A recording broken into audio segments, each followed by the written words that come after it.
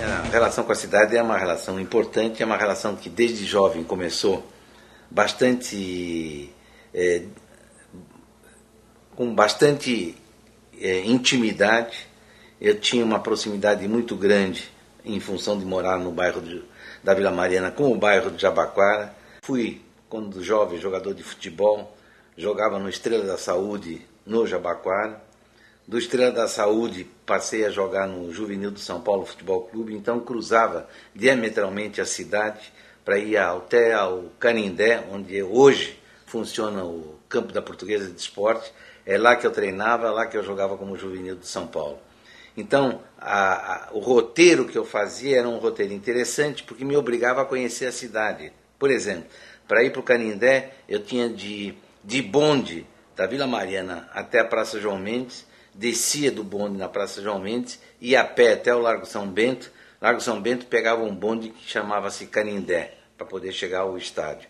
Então só esse cruzamento importante, esse cruzamento de uma cidade que começava a se desenvolver, enriquecia o meu dia a dia, porque eu adorava cruzar esse centro, adorava cruzar a cidade.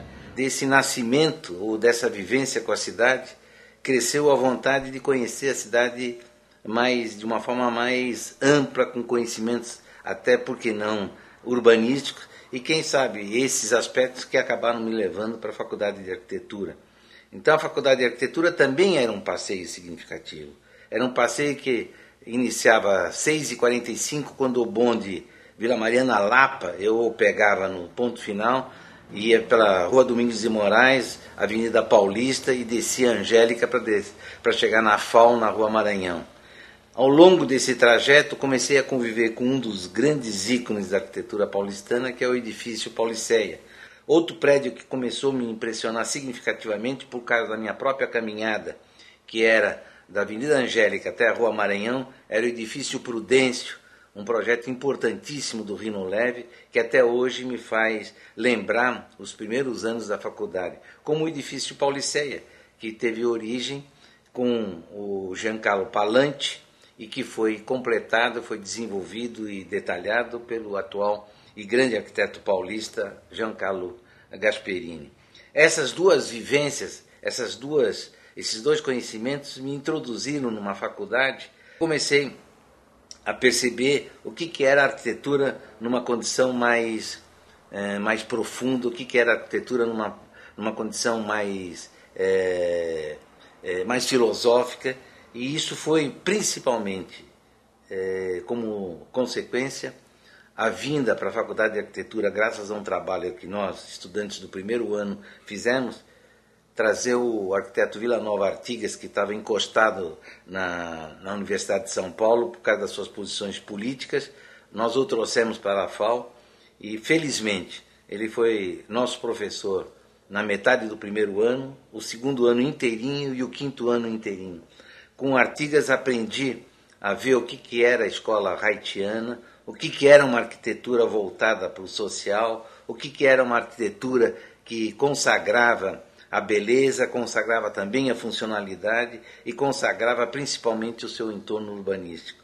Evidente que com o Artigas, outros colegas, outros professores, e nós tivemos uma sorte muito grande, porque nós fomos, quem sabe, abençoados como uma das primeiras turmas da FAU. A FAU foi criada em 1948, nós entramos em 1956, então a FAU só tinha 8 anos de existência. Os melhores arquitetos de São Paulo eram professores da FAU. Entre eles eu podia destacar com absoluta tranquilidade e com até muita emoção o Corona, do qual eu me tornei sócio de escritório durante 10 anos, Eduardo Corona, um grande alentador, um grande incentivador da minha atividade profissional, o João Metrejan, simpático, interessante, o meu querido Carlos Lemos, hoje ainda vivo, pintando e dando suas opiniões e suas críticas sobre a arquitetura paulistana, sempre com muita precisão, sempre com muita autoridade, sempre com muita delicadeza, sem desrespeitar absolutamente ninguém. O Joaquim Guedes, que começou a dar aula quando nós estávamos no terceiro ano, o Paulo Mendes da Rocha e o Pedro Paulo de Melo Saraiva, que foram assistentes do Artigas no quinto ano da faculdade. Então, não posso deixar de ressaltar esta facilidade, entre aspas, vamos dizer assim, mas essa condição privilegiada que eu tive, juntamente com meus colegas de turma, tendo como professores cabeças tão brilhantes, cabeças tão abertas. Tem de destacar também o Plínio Croce, com o seu jeito todo diversificado e seu jeito rouco de falar, mas que nos impunha um desenho significativo, nos obrigava a ficar na prancheta e desenhando, o que foi a máxima da consideração, a máxima da qualidade que a gente adquiriu, porque éramos obrigados a desenhar e ele nos empurrava com muita sabedoria e com muita delicadeza. No primeiro ano já tinha essa ansiedade em saber como aqueles professores, vivendo do jeito que viviam, falando as coisas brilhantes que eles falavam, convivendo com algumas obras como nós fazíamos, saíamos com os professores, íamos visitar suas obras, e a grande aula era no canteiro das suas respectivas obras. Essa era a grande escola que nós tivemos, onde os professores nos apontavam quais foram as principais diretrizes que eles criaram para fazer aquele projeto.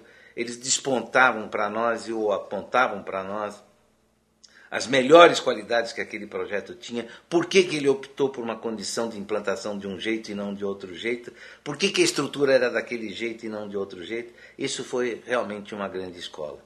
Essa vivência do primeiro ano, que passou para os anos sucessivos, sem dúvida nenhuma foi muito brilhante. A partir do terceiro ano, comecei a sentir essa ansiedade de falar como é que eu vou ser como arquiteto, que me levou necessariamente à busca de um estágio, porque eu já queria trabalhar enquanto estudante, mas já trabalhar sabendo como é que seria a atividade profissional.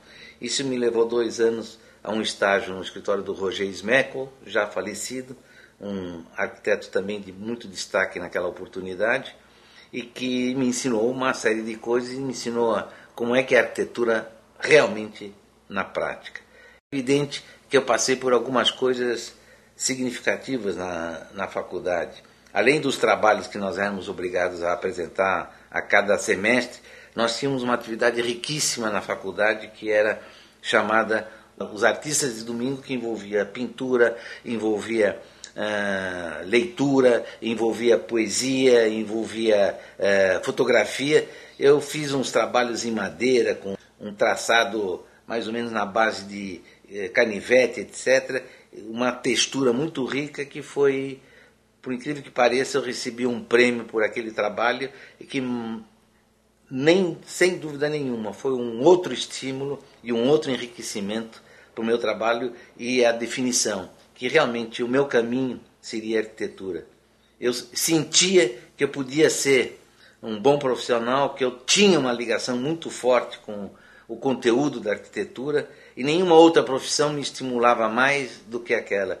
E a qualidade de alguns arquitetos, de alguns colegas que eram superiores à minha, me estimulavam cada vez mais a eu tentar chegar na proximidade da qualidade dos trabalhos que eles apresentavam para os professores. Nós nos formamos em 60, então, evidentemente, nós nos formamos na época da construção de Brasília. Eu já acompanhava o projeto de Brasília porque um grupo de arquitetos que já estavam 2 anos adiantados na FAO estavam participando do concurso público para a elaboração do projeto piloto da cidade de Brasília.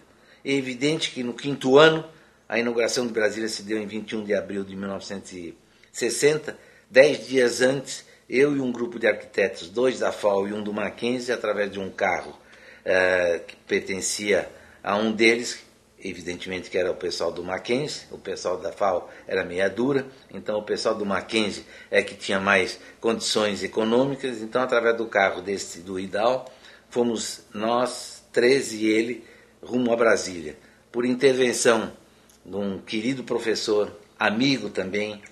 E essa era a facilidade, nós nos tornávamos amigos dos professores. E foi através de uma amizade profunda, também com um grande professor de História de Arquitetura do Brasil, o arquiteto Eduardo Nise de Mello, nos fez uma apresentação para o Zanini, que já estava em Brasília. O Zanini hoje é sócio honorífico do IAB.